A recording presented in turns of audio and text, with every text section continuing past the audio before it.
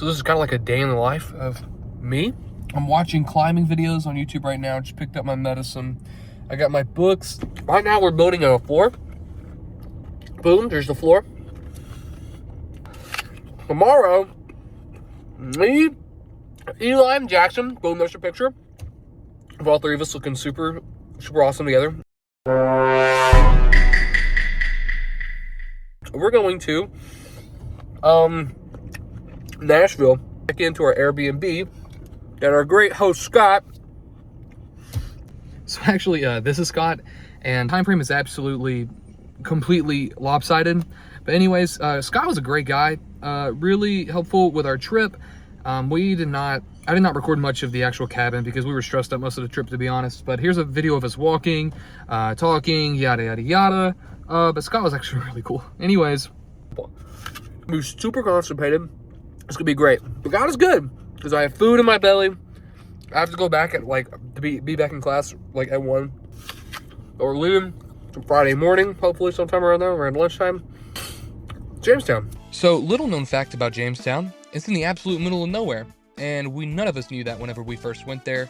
And then when we found the cabin, we decided, wow, what are we gonna do for food? Because we did not bring the appropriate amount of food, nor the right food.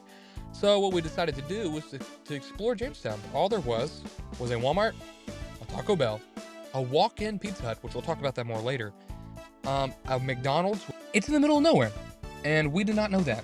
So if it makes you feel any better, just go to Nashville. Don't even bother with Jamestown. And on another note, the walk-in Pizza Hut was absolutely amazing and so worth it. It had been so long since I was a literal kid that I'd ever been inside of a walk-in Pizza Hut. Sadly, it was not a buffet. They don't do that anymore ever since COVID. So rest in peace, buffets and pizza.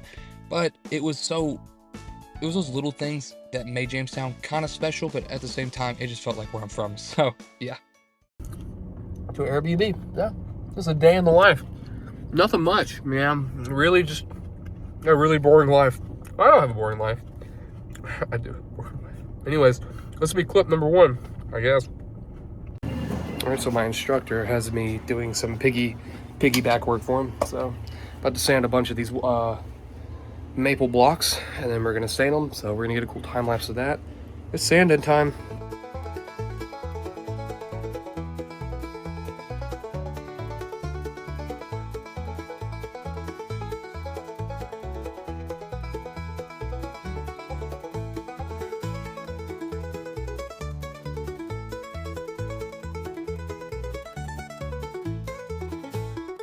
All right, so just got some breaking news. Gotta move up grits.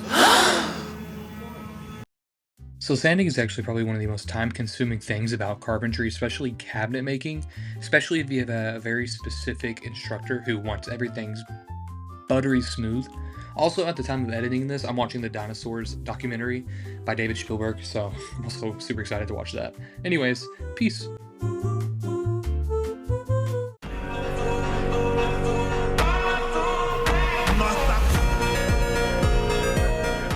Alright, we got 6 stains, 6 pieces of wood, and an instructor. I'm just gonna sit here and I'm gonna stain all these. That's basically it though.